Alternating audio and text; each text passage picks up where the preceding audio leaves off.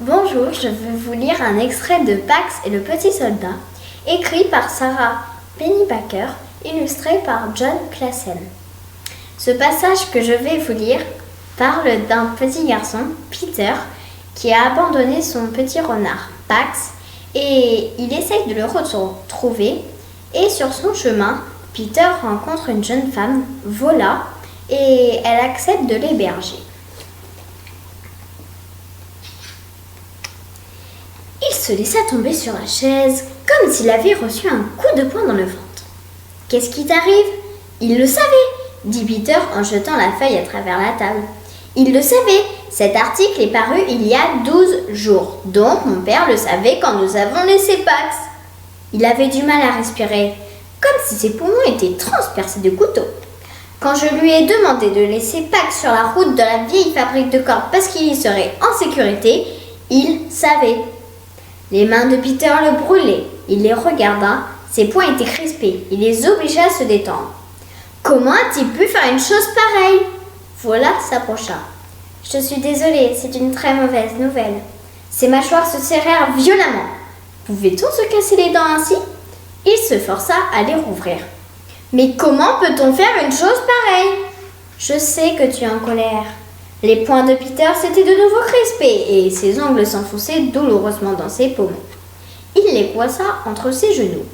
Non, je vous l'ai déjà dit, je ne me mets pas en colère, je suis pas comme lui, je refuse d'être comme lui. Vola s'assit en face de lui. Oh, je vois, je comprends maintenant, mais je ne crois pas que ça puisse marcher. Tu es un humain et les humains ressentent de la colère. Pas moi, trop dangereux. Vola leva la tête et lâcha son étrange rire aboyant. Laisse-moi te dire que tous les sentiments sont dangereux. L'amour, l'espoir. L'espoir, tu parlais d'un sentiment dangereux. Non, on ne peut pas les éviter, aucun d'entre eux. Nous possédons tous en nous un monstre qui s'appelle la colère.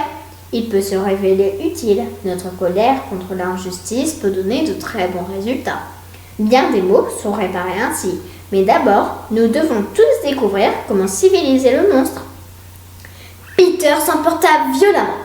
Pour une fois, juste une fois, est-ce que vous pourriez ne pas me dire qu'il faut que je découvre quelque chose tout seul ?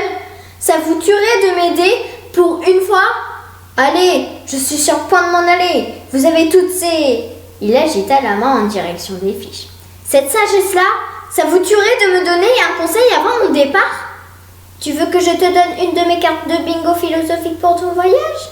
Quelque chose comme « Quand tu sens du miel dans la forêt, fuis car l'ours n'est pas loin ». C'est ça, un truc dans le genre, mais en vrai. Eh bien, en vrai, je n'ai aucune vérité magique pour te guider. C'est ton voyage, pas le mien. Mais maintenant que tu m'y fais penser, j'ai effectivement une fiche pour toi. Elle en détacha une mûre et la lui tendit. Mais il n'y a rien d'écrit dessus. Pour l'instant, non. Mais après un voyage comme celui-là, tu trouveras quelque chose à écrire dessus. Ta propre vérité, que tu découvriras tout seul.